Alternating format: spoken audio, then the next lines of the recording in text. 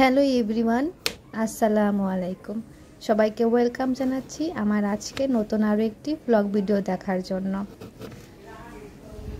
2 দিন টানা বৃষ্টি নামার পরে আজকে একটু রোদ উঠেছে আর প্রচণ্ড গরমও পড়েছে।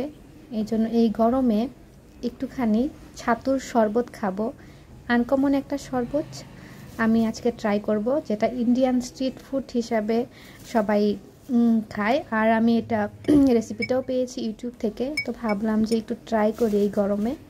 এইখানে আমি 2 চামচ ছাতু নেব একটা গ্লাসের মধ্যে, হাফ চামচ গুড়, হাফ চামচের আরও একটু কম বিট লবণ, আর একটা লেবুর অর্ধেক পরিমাণ, এটা লেবুর রস লাগবে এর মধ্যে।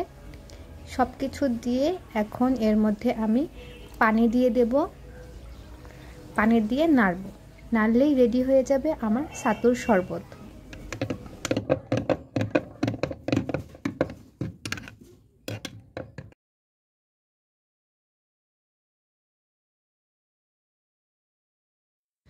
আপনারা চাইলে এখানে ছাতুর পরিমাণটা আরও বাড়িয়ে দিতে পারেন, সেই সাথে পানির পরিমাণটাও বাড়িয়ে দিতে হবে এবং লবণ এবং লেবুটাও বাড়িয়ে দিতে হবে। আমি 1 গ্লাস পরিমাণ বানিয়েছি আর সেই জন্য সেই অনুযায়ী উপকরণগুলো দিয়েছি। আমার ছাতু গলানো শেষ, এখন এটা ঠান্ডা করার জন্য আমি এখানে আইস কিউবটা দিয়ে নেব, তাহলে একটু ঠান্ডা ঠান্ডা হবে আর খেতেও ভালো লাগবে আমার মনে হচ্ছে। এই ছাতুর রেসিপিটার নাম হচ্ছে নোনতা ছাতুর শরবত। এটা ইন্ডিয়ান স্ট্রিট ফুড, বাংলাদেশেও খায়। আমি অনেকের কাছেই শুনেছি ছাতু পানিতে গোলানোর পরে কাঁচামরিচ চটকে সেই ছাতু খেতে নাকি বেশি মজা লাগে। আমি আজকে এইভাবে খাচ্ছি, আর একদিন খেয়েছিলাম হচ্ছে তোমার চিনি দিয়ে, সেটাও মজা, গুড় দিয়ে খেলে সেটাও মজা।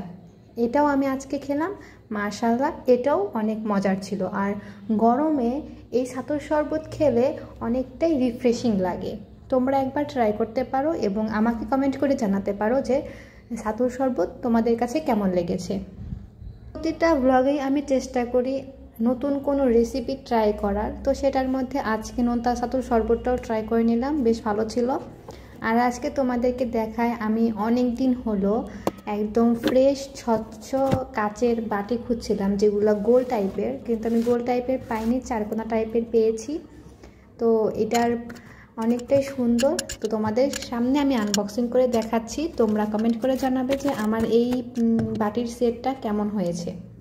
দেখো এইরকম স্বচ্ছ, আমি গোল টাইপের গুলো চাচ্ছিলাম কিন্তু গোল ছিল না কোনো দোকানেই, এই জন্য আমি এই চারকোনা টাইপের নিয়েছি। বেশ ভারী এবং খুবই রিজনেবল প্রাইসে আমি এই বাটির সেটটা পেয়েছি। আমার অনেক দিনের ইচ্ছা ছিল, আমার সেই ইচ্ছাটা পূরণ হয়েছে, আল্লাহর কাছে হাজার হাজার শুকরিয়া।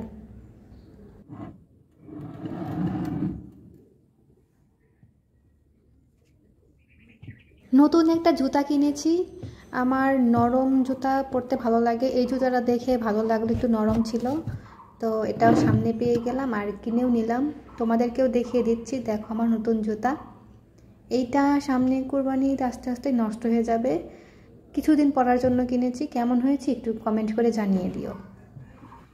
সেই সাথে আজকে আমি বালিশের কাভারও কিনে নিয়েছি। এটা গজ কাপড় ছিল, মোটা বালিশের কাভারের সাথে মাথা রাখলে কেমন যেন করে, এই জন্য আমি গজ কাপড়ের সুতি যে গজ কাপড়টা আছে সেই সুতি গজ কাপড়ের 2টা সিট কাপড় কিনেছি, তো সেইটা দিয়ে আমি বালিশের কাভার তৈরি করব।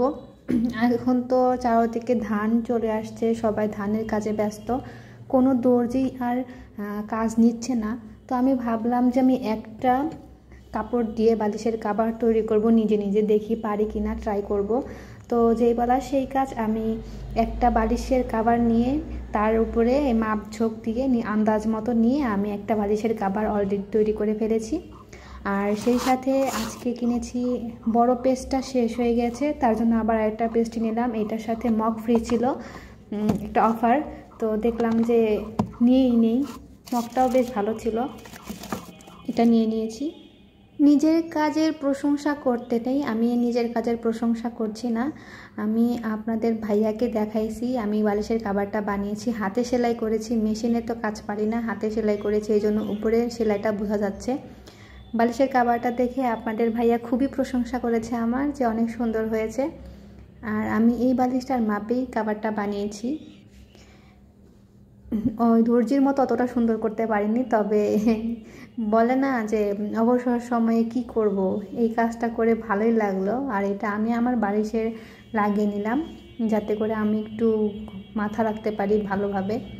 এই জন্য সাইডের সেলাইগুলো বোঝা যাচ্ছে না, কিন্তু উপরের যে সেলাইটা সেটা বোঝা যাচ্ছে। সাদা সুতা দিয়ে সেলাই করেছি তো এই জন্য বোঝা যাচ্ছে। তোমাদের কাছে কেমন লেগেছে বালিশের কাভারটা তৈরি করা আমাকে একটু কমেন্ট করে জানিয়ে দিও। আর যে কাভারটা আছে মানে কাপড়টা আছে, এই কাপড়টা আমি দর্জির কাছে দেব। এই কাপড়টা অনেক বেশি, দর্জি সুন্দর করে কাজ শেষে, তাদের ধানের কাজ শেষে আমার কাভারটা বানিয়ে দিতে পারবে। মোটামুটি আজকে এই ছিল আমার ব্লগ। আজকের ব্লগের কোন পার্টটা তোমাদের কাছে বেশি ভালো লেগেছে অবশ্যই নিচে কমেন্ট বক্সে জানিয়ে দেবে। তোমাদের কমেন্টের আশায় আমি অবশ্যই থাকবো। আর যারা আমার ব্লগটা কন্টিনিউ করছো এখন পর্যন্ত সাবস্ক্রাইব করোনি, অবশ্যই তোমরা সাবস্ক্রাইব করে দেবে, লাইক কমেন্ট এবং শেয়ার করে দেবে। তোমাদের প্রতি অসংখ্য ভালোবাসা শ্রদ্ধা জানিয়ে আজকের মতো আমি আমার ব্লগটা শেষ করছি। দেখা হবে পরের কোনো একটা ব্লগে। ততদিন পর্যন্ত তোমরা ভালো থাকবে, সুস্থ থাকবে। তোমাদের প্রতি অনেক দোয়া রইলো, আমার জন্য তোমরা দোয়া করবে। আল্লাহ হাফিজ।